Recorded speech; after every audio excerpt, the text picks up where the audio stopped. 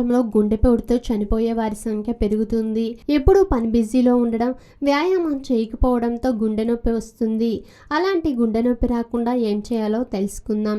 తెల్ల మిరియాలను పొడి చేసి 1 చెంచా పొడిని గ్లాస్ నీళ్ళలో కలుపుకొని రోజు తాగితే గుండె జబ్బులు రావు.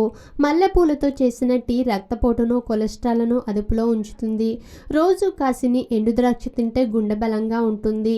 ఎండు అంజూరపు పళ్లను, జీలకర్రను సమభాగాలుగా కలిపి పొడి చేసుకొని చెంచా తేనెలో కలిపి రోజు తీసుకుంటే గుండెదడ, గుండెపోటు వంటివి రావు. అక్రూట్ కాయలు గుండెకు ఎంతో మేలు చేస్తాయి. లేత చింత చిగురు గుండెకు చాలా మంచిది. దానిని కూరల్లో వేసుకొని కానీ పొడి చేసుకొని కానీ తినవచ్చు. చిటికెడు కుంకుమ పువ్వును కొంచెం నిమ్మరసంలో కలిపి పుచ్చుకుంటే గుండె బలంగా ఉంటుంది.